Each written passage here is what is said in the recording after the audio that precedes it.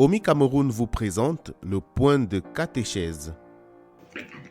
Bonjour et bienvenue à notre point de catéchèse hebdomadaire. Dans la catéchèse de cette semaine, je voudrais me concentrer sur le cœur. Lorsque nous parlons du cœur, une chose qui pourrait tout de suite nous venir à l'esprit concerne cet organe vital dans la poitrine qui envoie le sang dans tout le corps. Ceci étant très vrai du point de vue biologique, le cœur est également utilisé pour désigner le caractère d'une personne ou l'endroit chez une personne d'où l'on considère que les sentiments ou les émotions proviennent. Cela explique sûrement la raison pour laquelle les gens pourraient facilement s'identifier à ce qui se dit du cœur du point de vue émotionnel. Nous pouvons dire par exemple qu'une personne a un bon cœur, juste pour souligner le fait qu'elle est gentille. On pourrait aussi dire qu'une personne a le cœur brisé, juste pour dire qu'elle est très triste. Les exemples peuvent encore continuer. La disposition naturelle a fait du cœur ce point central d'une personne vers lequel convergent les douleurs et les souffrances physiques, la tristesse morale, les épreuves de l'âme, ainsi de suite.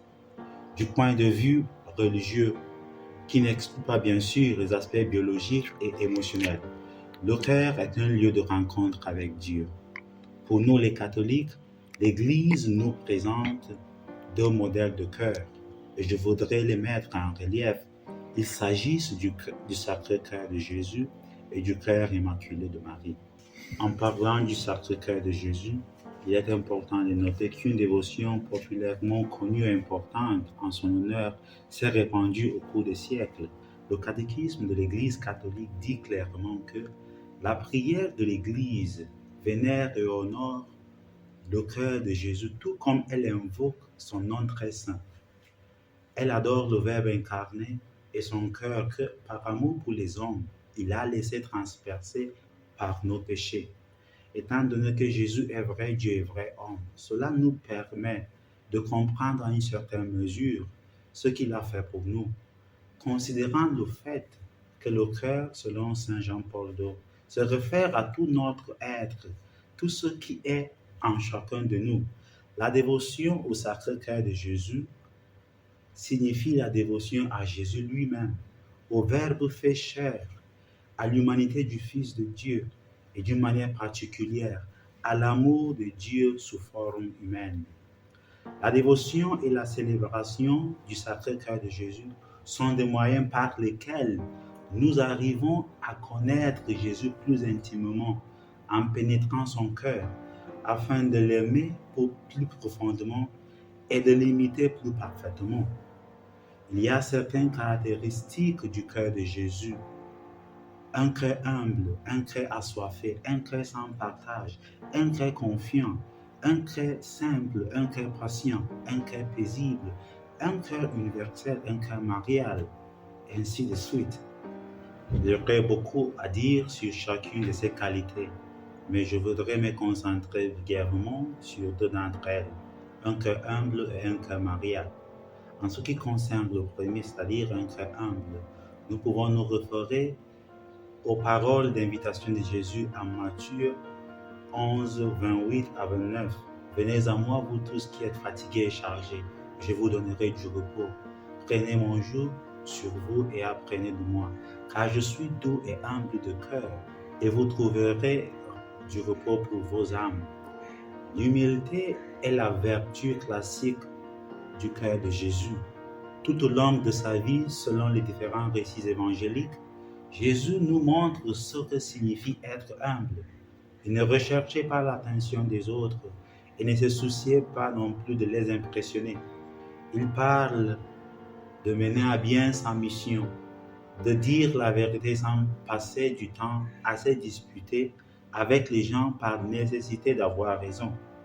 Après avoir fait de grandes choses comme des miracles, ne s'est pas laissé emporter par la reconnaissance et la louange des gens.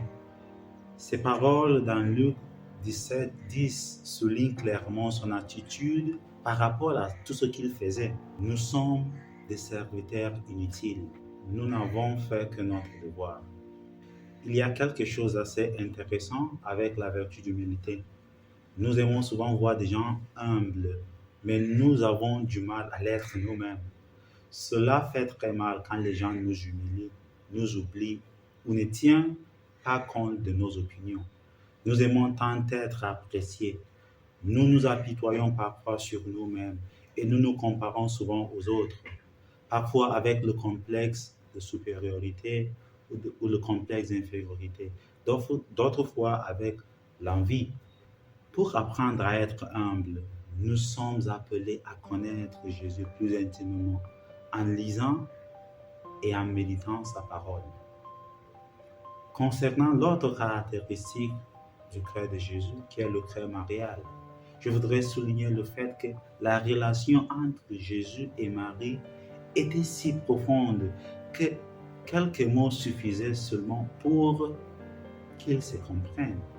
Nous connaissons sûrement le premier miracle de Jésus à Cana en Galilée, la transformation de l'eau en vin, provoquée par la demande de Marie.